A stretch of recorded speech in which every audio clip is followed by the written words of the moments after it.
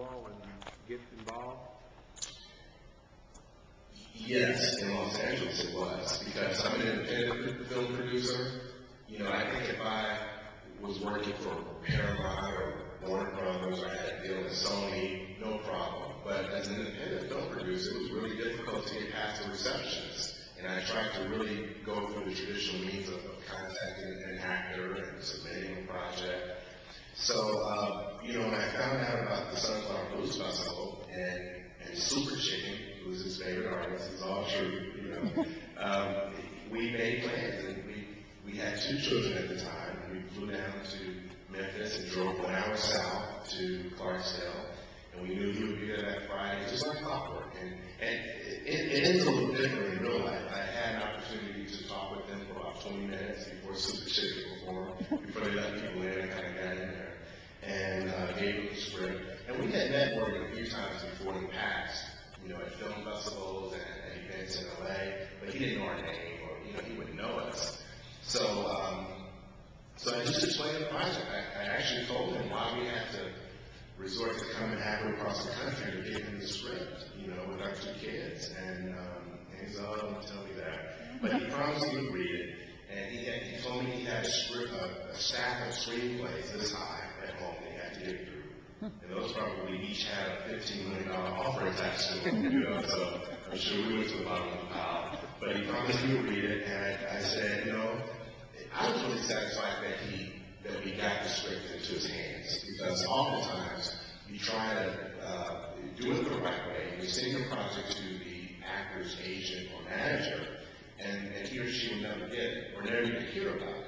So, we'll bump into that actor a year later and say, oh, I never told me about that. I never heard of that. I would have loved to have been in that movie. So we were very satisfied to at least get it into his hands, because we tried so long the right way, and we were unsuccessful. So I told him that, here's my cell number, and actually, we were in Acapulco one time together at an event, and Morgan and I took a picture. That was probably 6 years before. And I made a copy of the picture and had it at the front of the script. And I had a letter written out explaining everything in case I couldn't talk to him, But I did have a great chance in time to talk with him. But I said, here's my cell number. Please just read it. And if you like it, you can call us. If not, that's fine. And so this was in August. That festival, Blues Festival, was every first week in August. And we didn't hear back from Morgan or his team until the week after he won the Oscar for $1 Million Baby, which was that following February, or probably end of February. So I always wondered if he had not won the Oscar, if he would have done our movie. And I don't know. But still, we were shooting in his club and shooting in his restaurant. And I don't know if you remember the aerial footage of the Mississippi River and downtown Clarksdale.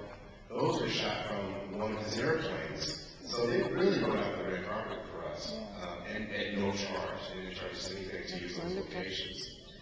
So now I'll talk about how we got Morgan to be in this movie. That was always written into the script. Morgan Freeman would drive by in his red pickup truck.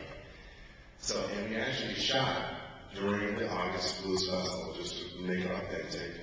And that was the 1 year in years that Morgan didn't attend the Blues Festival. So we're like, okay, we got all of our crew here from LA, actors in here, and Morgan's not in town. He was shooting Bucket List, the movie with Jack Nicholson, in LA at the time. So, okay, what we did, let's just shoot it still, and let's do everything we can since we're here. And we decided to find somebody with a red pickup truck, and that was the mission. If you see a red pickup truck anywhere around Clarksdale, flag that person down. And we were shooting, I saw a guy driving a red pickup, I started running, and just banging on the back of the pickup truck, and he didn't stop. They turned it away? And he had a couch in the back that he was making a delivery. I said, do you want to be in a movie? Here's $20 to be in a movie. And it's not long, He loved it. This is not LA where people are, they see movies all the time. This is like a big deal. He said, oh, I'd love to. So he said, just let me drop off this couch and then I'll come back. So he came back, sure enough. I said, well, can you just take the couch later? I didn't want to lose him, So he said, oh, no, I'll be right back. So he came back about 20 minutes later, and I gave him 20 bucks. I said, "Can I just park here until we're ready to use you?" And poor guy, he probably didn't know we weren't going to see him in the movie. But, I just needed the top of a pickup truck to wipe across the back of the minivan.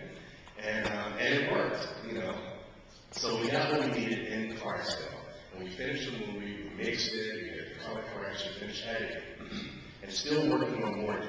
So eventually I sent an email and got to him or his people, explained everything. And they said, okay, Morgan will do it. So that was great. But they said it has to be on a Saturday when he's not filming the bucket list.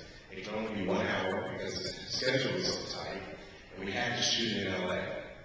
So we were already in LA putting the final touches on the film. And we did everything up until that point because Morgan's at the end. So we shot Morgan. Now, probably one of the most difficult things about producing this whole film for me was trying to find a red pickup truck in LA to match the one in Clarksville. And I probably had to go maybe about an hour and a half out to an Enterprise with a car to find a red pickup truck. But when we got the truck, Morgan showed up 30 minutes late. So now we had 30 minutes with Morgan. And then he said, I'm in a hurry, let's get the shot because he has to do a video tribute to Clint Eastwood. And then what we wanted was just